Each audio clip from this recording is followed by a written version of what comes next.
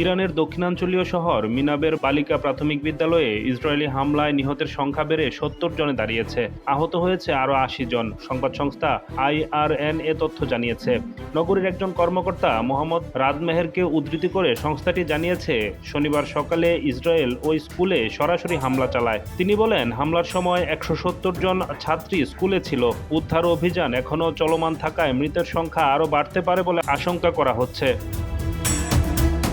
পরমাণু ইস্যুতে Washington Tehran পরোক্ষ আলোচনার মধ্যে শনিবার ভোরে হামলা শুরু করে ইসরায়েল। মার্কিন ও ইসরায়েলি যৌথ হামলায় তেহরানের ইরানি প্রেসিডেন্টের বাসভবন সহ ৩০টিরও বেশি স্থান লক্ষ্যবস্তু করা হয়েছে।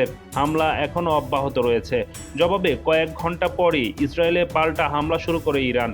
মধ্যপ্রাচ্যের বিভিন্ন দেশে মার্কিন ঘাঁটিগুলোর টার্গেট করা হয়েছে। লক্ষ্যবস্তুগুলো হলো কাতারের আল উদেইদ বিমান ঘাঁটি, কুয়েতের আল সালাম বিমান ঘাঁটি, সংযুক্ত আরব আমিরাতের আল দাফরা বিমান ঘাঁটি ও বাহরাইনের পঞ্চম মার্কিন ঘাঁটি। ইরানের সেনাবাহিনী জানায়, ইসরায়েলের দিকে এক ঝাঁক ক্ষেপণাস্ত্র হামলা চালানো হয়। বিপ্লবী গার্ড বাহিনী নিশ্চিত করেছে, তারা মার্কিন ইসরায়েলি হামলার পরই ইসরায়েলের দিকে ক্ষেপণাস্ত্র ও ড্রোন হামলা চালিয়েছে। ইসরায়েলি সেনাবাহিনীও নিশ্চিত করেছে, ইসরায়েলের দিকে আরও এক ঝাঁক ক্ষেপণাস্ত্র ছোড়া হয়েছে। আল জাজিরার প্রতিবেদন মতে, ইসরায়েলের রাজধানী তেল আবিবে ব্যাপক বিস্ফোরণ ঘটেছে, তবে এ ব্যাপারে এখনও বিস্তারিত জানানো হয়নি।